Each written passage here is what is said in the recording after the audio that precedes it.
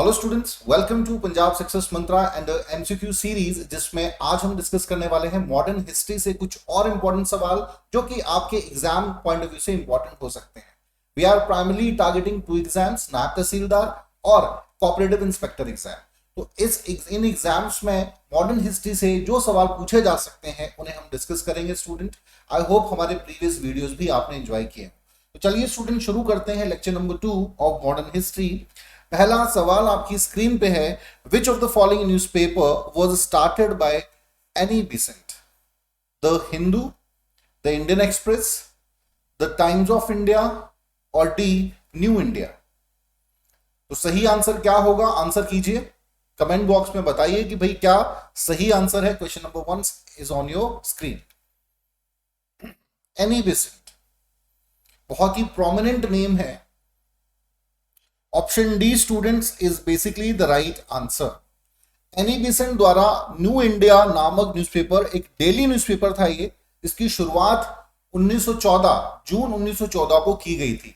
Primary जो objective था वो यही था कि भाई जो इंडियन फ्रीडम स्ट्रगल से रिलेटेड न्यूज़ेस हैं वो आम जनता तक ज्यादा से ज्यादा पहुंचे, ज्यादा से ज्यादा जो भी सहभागिता फ्रीडम स्ट्रगल की हो रही है या जो भी एट्रोसिटीज ब्रिटिशर्स की हैं उनकी जानकारी आम जन तक पहुंचे। So it was basically a daily newspaper. तो कई बार ऐसे भी सवाल पूछा जा सकता है कि भाई इनमें से ये जो आपका न्यू इंडिया है ये कौन सा न्यूज़पेपर था? वीकली था, डेली न्यूज़पेपर था, ठीक है, इस प्रकार से ये मंथली न्यूज़पेपर था। ऐसे भी सवाल परीक्षा में पूछे जा सकते हैं। तो new India is the right answer. और एनी बेसेंट की बात करें तो वन ऑफ द प्रोमिनेंट, अगर हम जो हमारी फीमेल फ्रीडम फाइटर्स रही हैं जिनका कॉन्ट्रीब्यूशन रहा है उस समय भारत की स्वतंत्रता संग्राम में, उनमें से एनी बेसेंट का नाम भी जो है बड़ी प्रमुखता से लिया जाता है। क्वेश्चन नंबर 2 पे आएंगे। Who among the following was the real founder of Aligarh Muslim University? Option A Nawab Saifullah, B Syed Ahmad Khan, C Abul Kalam Azad and D Mohammad Ali Jinnah? हाँ जी student, Aligarh Muslim University, who was the real founder of Aligarh Muslim University? आज भी एक प्रोमिनेंट इंस्टीट्यूशन है ये।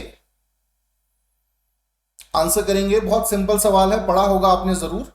सो B is basically the right answer, Syed Ahmad Khan. ठीक है, sir Syed Ahmad Khan ने कहा जाता है। इनका कंट्रीब्यूशन बहुत ही सराहनीय है। He was the founder of the Muslim, जो आपकी अलीगढ़ मुस्लिम यूनिवर्सिटी है, ठीक है, founder of the oriental college, और स्पेशली इनका जो कंट्रीब्यूशन है वो रहा है अलीगढ़ मूवमेंट। जो अलीगढ़ मूवमेंट हुई थी उसमें इनकी सहभागिता सबसे ज्यादा रही थी। Primarily the objective of Aligarh movement is कि जो मुस्लिम कम्युनिटी है वो वल्नरेबल है, बहुत ज्यादा सोशियो पॉलिटिकल एजुकेशनल डेवलपमेंट हुआ नहीं है, पिछड़ी हुई है, और ये चाहते थे कि भाई मॉडर्नाइजेशन ऑफ मुस्लिम कम्युनिटी हो। इसके लिए उनका मानना था शिक्षित होना बहुत जरूरी है, ठीक है, वेस्टर्न एजुकेशन को ही सपोर्ट करते थे इन दिस रिगार्ड, ठीक है। साथ ही साथ upliftment of social and political upliftment of Muslim community, इस पर भी बहुत ज्यादा जोर इन्होंने दिया। तो बहुत ही फाइन कंट्रीब्यूशन है इनका। ऑलराइट, तो सीधा सवाल जो आपकी परीक्षा के संदर्भ में है वो यही था कि भाई मुस्लिम यूनिवर्सिटी जो अलीगढ़ यूनिवर्सिटी थी उनके फाउंडर कौन थे? तो यहाँ सिंपल याद रखेंगे, सर सैयद अहमद खान। या कई बार सवाल पूछा जा सकता है अलीगढ़ मूवमेंट के कंटेक्स्ट में किससे संबंधित थी, ठीक है, या किसके द्वारा इसे शुरू किया गया, या कौन इसका प्रोमिनेंट लीडर था। ऐसे भी परीक्षा में आपके सवाल पूछे जा सकते हैं। चलिए स्टूडेंट्स क्वेश्चन नंबर 3 पर आएंगे। Which of the following statement is incorrect about the Act of 1919? Option A, British India must an integral part of British Empire. The governor was the executive head of the provinces. Provincial subjects were classified into reserved subjects and transferred subjects. And D, the salary of the Secretary State for India was drawn out of the revenues of Indian government. So what shall be the right answer students? Question number 3. क्या सही उत्तर होगा? 1919 का जो act था, government of India act, या जिसे Montesquieu Chelmsford act भी कहा जाता है। जरा ध्यान से स्टेटमेंट्स पढ़िए और फाइंड आउट करना है आपको इनकरेक्ट वन। ये भी ध्यान रखना है स्टूडेंट, कई बार हम ना स्टेटमेंट पढ़ते वक्त गलती कर देते हैं। तो स्टेटमेंट भी बड़े ध्यान से पढ़नी है, आपसे इनकरेक्ट पूछा है, करेक्ट नहीं पूछा। So D is basically the right answer. The salary of the secretary of state of India for India was drawn out of the revenues of Indian government. It was not mentioned in the Act of 1919. It was mentioned is basically जो crown act था आपका 1858 का, ठीक है, उसमें ये बात कही गई थी, लेकिन 1919 के एक्ट में इसका जिक्र नहीं था। 1919 का एक्ट है जिसे मॉन्टेस्क्यू चैम्सफोर्ड एक्ट कहते हैं, बहुत महत्वपूर्ण एक्ट है ये, ठीक है, क्योंकि इसमें कुछ बहुत इंपॉर्टेंट फैसले ब्रिटिश गवर्नमेंट ने लिए थे। पहला था कि classification of the central and provincial subjects, ये एक बड़ा बड़ा महत्वपूर्ण स्टेप लिया, जिसमें हम कह सकते हैं जो एक फेडरलिज्म का आइडिया है वो कहीं ना कहीं यहां से इंस्पायर्ड था। या हमारी जो लिस्ट है आपकी, state list, union list, concurrent list, ये आइडिया यहां से इंस्पायर्ड है। Alright, other than this the governor was the executive head of the provinces. Provinces जो भी हैं उनका एग्जीक्यूटिव हेड कौन होगा? गवर्नर ही होगा, बिल्कुल सही है। साथ ही साथ एक और महत्वपूर्ण इसमें प्रोमिनेंट एक फीचर इसकी थी, डायरेक्टी सिस्टम। पहली दफा डायरेक्टी सिस्टम इसमें इंट्रोड्यूस किया गया था, ठीक है, जिसमें there were two classes, administration and executive councils and ministers. तो डिस्ट्रीब्यूशन किया गया, बहुत फाइन ही उस समय ब्रिटिश गवर्नमेंट ने डिसीजन लिया था, हालांकि इट वाज नॉट सक्सेस, बहुत ज्यादा सक्सेसफुल हुआ नहीं। बाद में 1935 के एक्ट में इसमें बदलाव करने पड़े, ठीक है। और इस एक्ट को मैंने कहा मॉन्टेस्क्यू चैम्सफोर्ड एक्ट भी कहा जाता है। दो नाम है स्टूडेंट, ये भी ध्यान रखेंगे, जो एडविन मोंटेग्यू थे ये सेक्रेटरी ऑफ स्टेट थे उस समय इंडिया के, और जो चैम्सफोर्ड थे he was the viceroy in that time, ठीक है, इंडिया के वाइसराय थे। तो मॉन्टेस्क्यू चैम्सफोर्ड एक्ट जो है ये दो व्यक्तियों के नाम है, इनको मिला के इस एक्ट का नाम रखा गया है। चलिए स्टूडेंट क्वेश्चन नंबर 4 पर आएंगे। Who told that Indian National Congress represents only microscopic minorities? Option A, Lord Curzon. B, Lord Dufferin. C, Lord Minto. And D, none of the above. हाँ जी स्टूडेंट, बहुत ही फाइन स्टेटमेंट दिया था कि जो Indian National Congress है ये सिर्फ एक माइक्रोस्कोपिक माइनॉरिटी को ही रिप्रेजेंट करती है, ये कुछ तबकों को ही समाज के रिप्रेजेंट कर रही है, ठीक है। जैसा कि उस समय क्लेम किया गया कि Indian National Congress is the voice of the common masses of India, those are participating in the freedom struggle of India. तो इन्होंने ऐसा नहीं कहा, इनका ये मानना नहीं था। तो कौन थे वो? B is basically the right answer, Lord Dufferin. अब स्टूडेंट ये सवाल मुश्किल तब आपके लिए होगा अगर आपको लॉर्ड्स, जो आपके वाइसराय या गवर्नर जनरल्स के बारे में प्रॉपर जानकारी नहीं है, उनका समय काल नहीं पता है, तब आपके लिए मुश्किल होगा। आपको अगर सिंपल पता है कि भाई किस ऑर्डर में कौन सा वाइसराय रहा था, तो you can easily answer certain questions. Alright, तो आपको जरूर याद रखने पड़ेंगे, B is the right answer. Lord Dufferin उस समय के आपके वाइसराय थे 1884 टू 88, ठीक है। तो इन्होंने ये स्टेटमेंट पास की थी क्योंकि उसी समय क्या हुआ था, formation of Indian National Congress. अगर आपको याद हो, एओ ह्यूम द्वारा 1885 में फॉर्मेशन की गई थी आपकी इंडियन नेशनल कांग्रेस की। एक और महत्वपूर्ण घटना उस समय हुई थी इनके शासनकाल में, third Burmese war took place, ठीक है, ये एक महत्वपूर्ण घटना हुई थी। चलिए स्टूडेंट क्वेश्चन नंबर 5 पर आएंगे आप। विच of the following events inspired for the formation of the home rule leagues? Option A, First World War, just before the First World War, after the First World War, and after the passing of the Act of 1909. हाँ जी student, formation of the home rule league किससे inspired था और कौन इसके prominent leader हैं, ये भी जरूर कमेंट बॉक्स में आप आंसर करें, कौन इस मूवमेंट के प्रोमिनेंट लीडर थे। सो आंसर करेंगे students, option A is the right answer, first world war, ठीक है। It was somewhere inspired with the first world war. अगर आपको याद हो कि इसके जो प्रोमिनेंट लीडर थे उनमें आयरिश लेडी आपकी एनी बेसेंट भी शामिल हैं। एनी बेसेंट एंड बाल गंगाधर तिलक का नाम आता है जिन्होंने इस मूवमेंट को लीड किया था, और आयरलैंड में भी ये मूवमेंट चली थी सक्सेसफुली, वहां से ही इंस्पायर्ड होके इसे भारत में भी इनिशिएट किया गया था, and it was the period of the first world war. Alright, और फर्स्ट वर्ल्ड वॉर की जो इवेंट्स थी उससे भी इंस्पायर्ड थी। तो आई होप स्टूडेंट अच्छे से आपको ये समझ आया होगा। बाद में 1920, एक और ये सवाल स्टूडेंट ध्यान रखेंगे आप कि 1920 के बाद all India home rule league जो थी इसका नाम बदल के स्वराज्य सभा कर दिया गया था। कई बार ऐसे भी परीक्षा में सवाल पूछ लिए जाते हैं कि भाई इनमें से कौन सा ऐसा नाम है जो 1920 के बाद all India home rule league का बदल के रखा गया था, स्वराज्य सभा। चलिए स्टूडेंट क्वेश्चन नंबर 6 पर आएंगे। Which of the following leader was not associated with extremist leadership of Indian National Congress?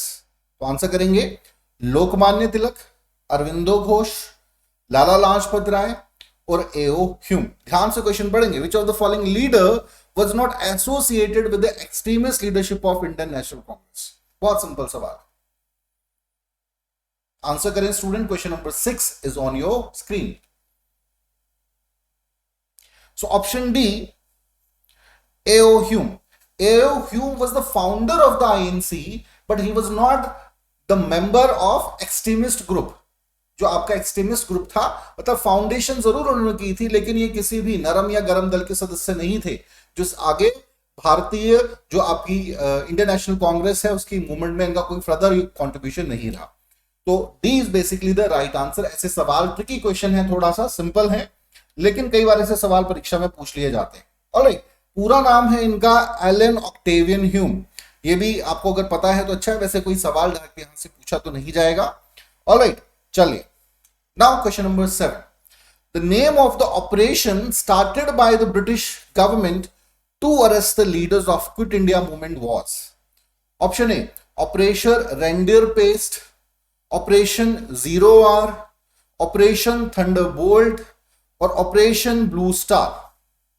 हाँ जी स्टूडेंट्स, आंसर करेंगे। क्विट इंडिया मूवमेंट के संदर्भ में ये क्वेश्चन पूछा गया है।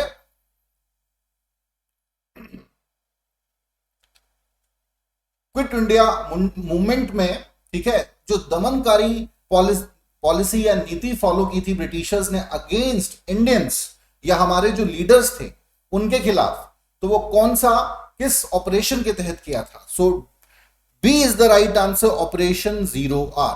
ऑलराइट, सबसे पहले बात करेंगे हम क्विट इंडिया मूवमेंट के कंटेक्स्ट में। सो इट वाज स्टार्टेड कहां से?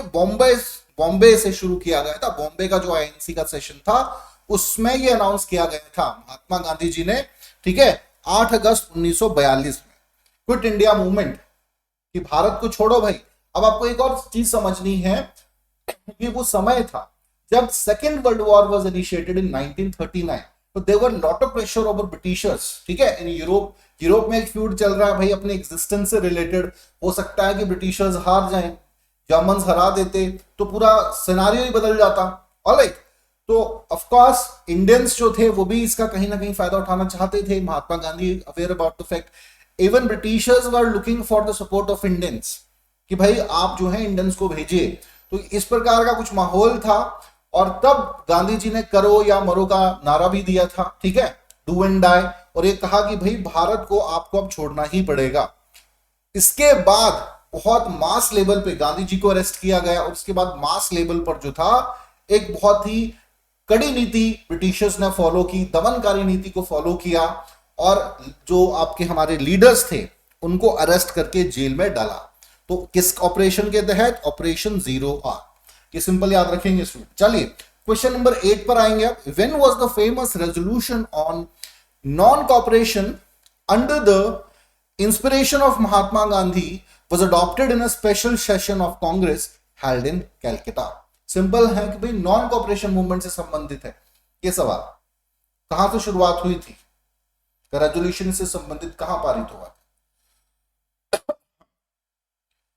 आंसर करेंगे students.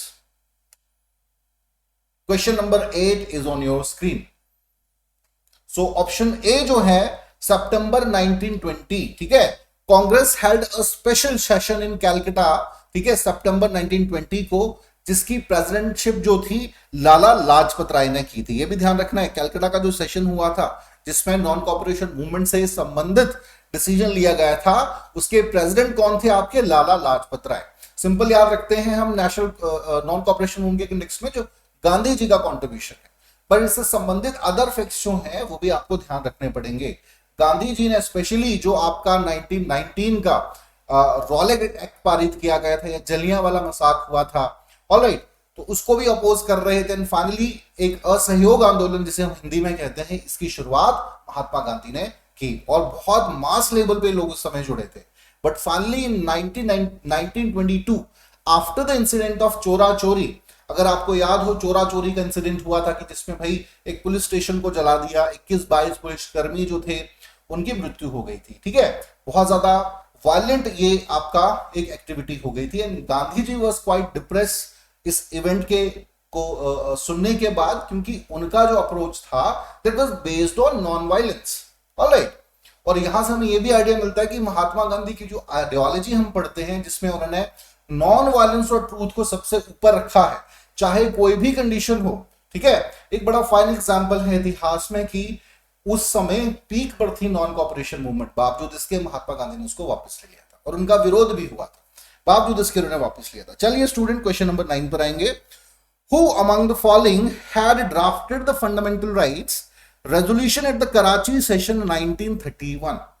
Option A Jawaharlal Nehru, Acharya Narendra Dev, C Subhash Chandra Bose, and D Maulana Abdul Kalam Azad.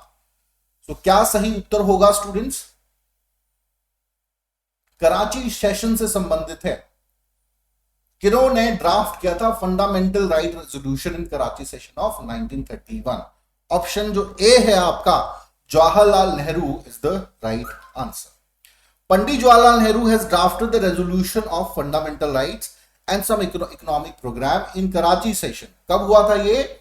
आपका मार्च 231, ठीक है, मार्च 1931 ये सिंपल याद रखेंगे। And who was the chairman? कौन थे? सरदार वल्लभ भाई पटेल। तो ये यहां से भी कई बार सवाल पूछा जा सकता है। इंपॉर्टेंट जो भी आपके इंडियन नेशनल कांग्रेस के सेशंस एंड स्टूडेंट्स, वो भी आपको याद रखने पड़ेंगे। Now last question, Baba Amte is known for which of the following social work? Option A work for poor and homeless people, B work to save Ganga, C work for leprosy patients, work for landless labourers. Baba Amte बहुत ही एक fine social worker रहे हैं और contribution इनका बहुत fine रहा है। हाँ जी स्टूडेंट, आंसर करेंगे what shall be the right answer? Question number 10, सो सी, ठीक है, वर्क फॉर द लिप्रेसी पेशेंट। पूरा नाम जो इनका था वो था मुरलीधर देवीदास आमटे और बहुत पढ़े लिखे व्यक्ति थे। ठीक है, ऐसा नहीं था कि एजुकेटेड नहीं थे, वेल एजुकेटेड थे और बहुत ही फाइन सोशल वर्क के फील्ड में इनका कंट्रीब्यूशन रहा है। सोशल एक्टिविस्ट थे उस समय के, specially work for the rehabilitation and empowerment of the people, जो specially those are suffering from leprosy. ठीक है, लिप्रेसी की समस्या उस समय भारत में थी, कोढ़ की बीमारी थी और बड़ी घृणा की दृष्टि से देखा जाता था समाज में। ठीक है, नाउ ऐसी समस्या आज तो नहीं है इतनी, उस समय बहुत ज्यादा था, प्रॉपर मेडिकेशन नहीं था, तो ऐसे लोगों का ध्यान रखते थे बाबा आमटे जी। ऑलराइट, तो चलिए स्टूडेंट्स आज के लिए इतना ही। आई होप ये क्वेश्चंस आपको समझ आए हों, कुछ आपको अंदाजा मिला होगा कि कैसे सवाल जो है आपकी परीक्षा में मॉडर्न हिस्ट्री से पूछे जा सकते हैं, चाहे मैं नायब तहसीलदार एग्जाम की बात करूं या फिर कोऑपरेटिव इंस्पेक्टर एग्जाम की। ऑलराइट, तो आज के लिए इतना ही। Thank you very much.